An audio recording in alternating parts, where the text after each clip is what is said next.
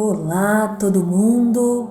Eu sou Michele Evangelista do podcast Católicos Leggeri e essa é a série Heróis da Eternidade.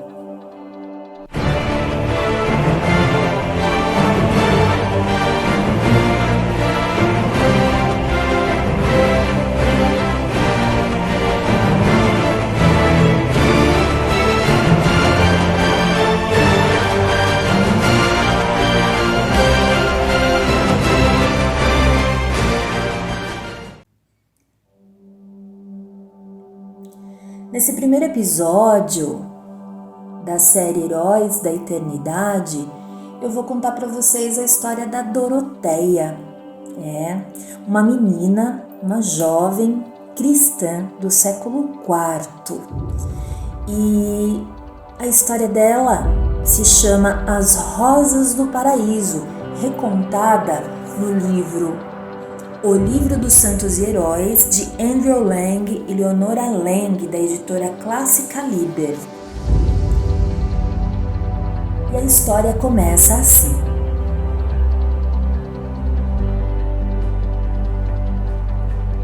No início do século IV, depois de Cristo, um grupo de meninas vivia na cidade de Cesareia, na costa da Palestina. Elas eram cristãs, a maioria de família nobre, e costumavam brincar juntas na costa do Mediterrâneo desde sua infância. Agora, porém, já não tinham gosto por brincadeiras, pois Fabrícius, governador romano, estava perseguindo os cristãos em sua província e oferecendo-lhes a escolha entre a morte e o sacrifício aos deuses de Roma. Muitos fracassaram nesse teste. Um teste ao qual as meninas sabiam que poderiam ser submetidas a qualquer momento. Seriam elas mais fortes do que os demais na hora do julgamento? Será que fracassariam também? E a resposta não demorou a chegar, uma vez que duas delas, Agnes e Lúcia, foram denunciadas ao governador, arrastadas de suas casas e jogadas na prisão. Após alguns dias, foram levadas à presença de Fabrícius e intimadas a negar sua fé ou morrer por ela. Agora que o terrível instante finalmente se apresentava, não mais o temiam. O próprio Cristo parecia estar junto a elas, e seus olhares eram firmes e suas vozes calmas, enquanto respondiam ao governador. "Levem-nas", disse ele após algumas perguntas. "Levem-nas e deem a elas o mesmo destino de todos os outros." E deixou a corte para comparecer a um banquete. As más notícias logo chegaram ao ouvido de Doroteia, que era filha de pais nobres e considerada a mais bela donzela em toda Cesareia. Embora apreciasse o fato de que elas haviam se mantido firmes e caminhado alegremente para a morte, estremecia com receio de que, chegada a sua vez, como certamente chegaria, viesse a se mostrar fraca demais para encarar a espada, tornando-se indigna. Era horrível pensar nisso, mas durante toda a vida ela havia fugido da dor, e agora, como haveria de suportar o destino que certamente teria de encarar? Ela então se ajoelhou e rezou, pedindo forças, e esperou.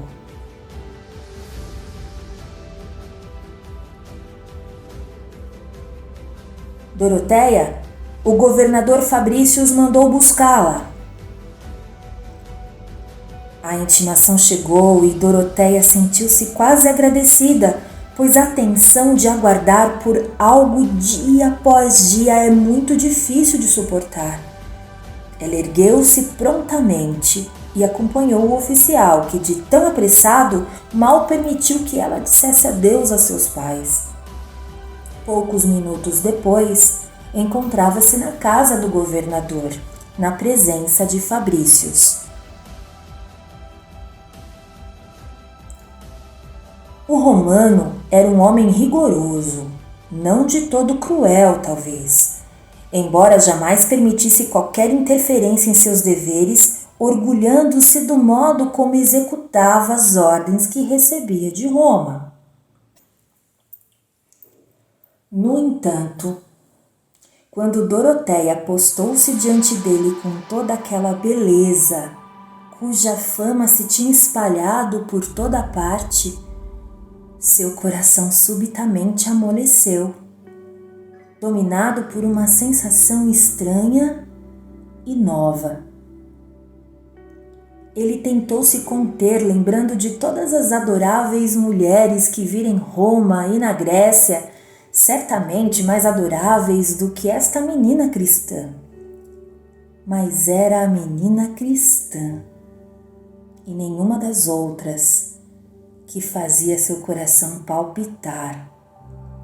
E ele mantinha seus olhos fixos no solo, enquanto apresentava as perguntas costumeiras. "Leve-a à prisão", disse finalmente. "E Marcellus? Alerte o carcereiro para tratá-la bem, ou ele terá de responder a mim." E então, com suas mãos desacorrentadas e a cabeça erguida, Doroteia caminhou entre os guardas rumo à sua cela, enquanto Fabrícios a observava pela janela. Ela desabou de alívio quando a porta foi trancada atrás de si. A primeira parte, talvez a pior, do julgamento havia passado. E do fundo de sua fraqueza ela se tinha feito forte.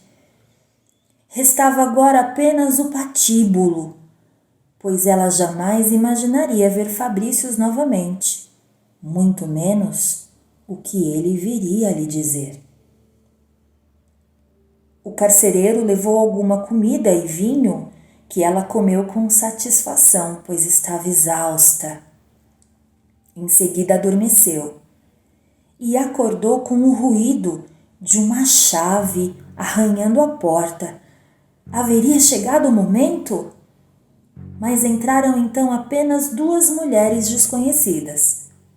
Apesar do cansaço, Doroteia notou algo estranho no modo das duas desconhecidas, pois pareciam tímidas e inquietas, embora se esforçassem para parecer ousadas e à vontade. Doroteia dirigiu-se a elas gentilmente e indagou quem as enviara e se traziam alguma mensagem. A resposta não ajudou muito. Elas balbuciaram e hesitaram, interromperam uma a outra, mas finalmente Doroteia entendeu com horror quem elas eram e o que desejavam. Elas eram apóstatas que negaram a Cristo e ofereciam dinheiro para que ela o negasse também.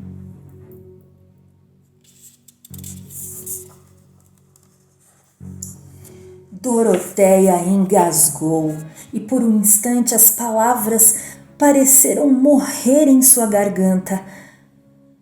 As mulheres viram a profundidade da vergonha que a possuiu e sabiam que era por elas mesmas, por terem descido tão baixo.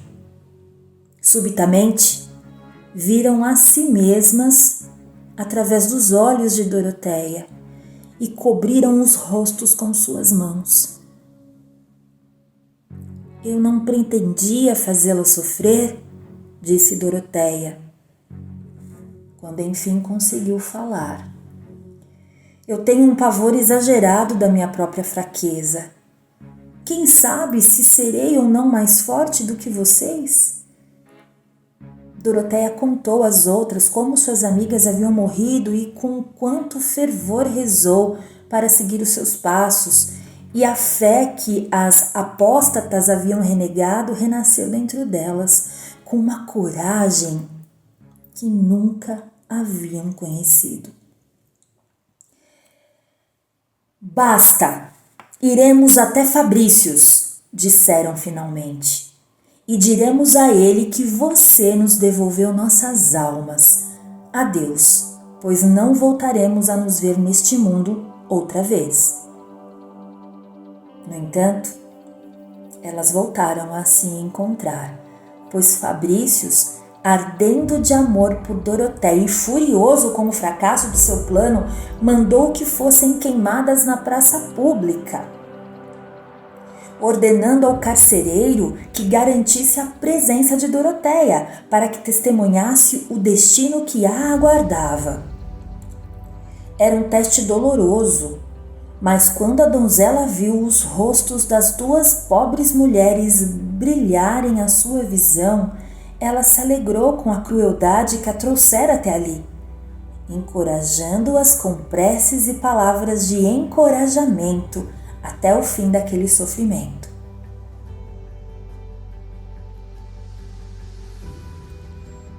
Doroteia, o governador Fabrícios mandou buscá-la. Pela segunda vez chegou a intimação, e ela foi conduzida à casa do governador. Sincera e demoradamente, ele argumentou. Ela seria sua esposa, disse, uma grande dama romana. Teria criados e escravos e tudo mais que desejasse, desde que fizesse um sacrifício aos deuses.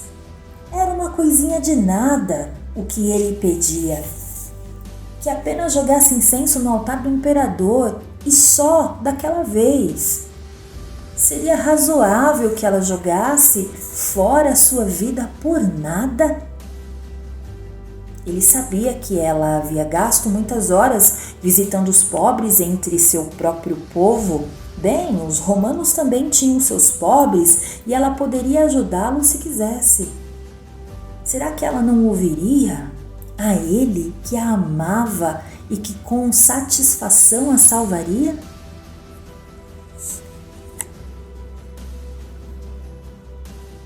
Eu sou a noiva de Cristo, respondeu Doroteia, e me satisfaço com as rosas do jardim celestial, que jamais se desvanecem.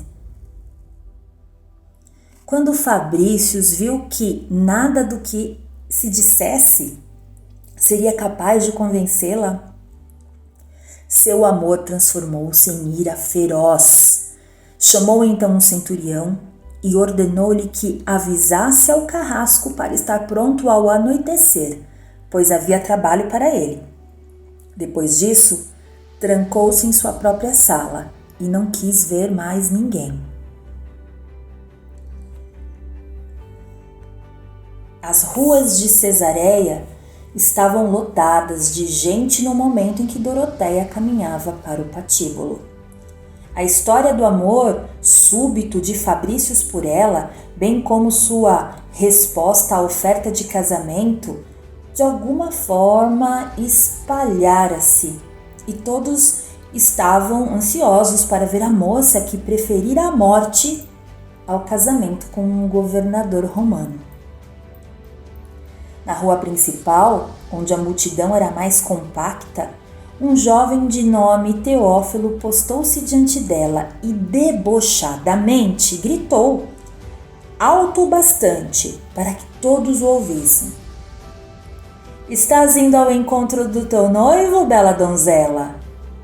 Não te esqueças de mim, imploro-te, mas manda-me algumas das frutas e flores no jardim do paraíso de que falaste. Tua prece será atendida, ó Teófilo, respondeu Doroteia, e o jovem e seus amigos riram novamente, desaparecendo na multidão. O patíbulo foi armado na praça onde Doroteia testemunhara a morte das duas pobres mulheres no dia anterior. Ela subiu rapidamente os degraus da pequena plataforma cercada por soldados, onde o carrasco a aguardava, e, ajoelhando-se, cobriu o rosto com as mãos para uma curta oração. Ergueu então os olhos ao carrasco como um sinal de que estava pronta e viu, diante dele, um menino carregando um cesto de maçãs e rosas, mais doces e mais lindas do que qualquer uma que ela já tivesse visto.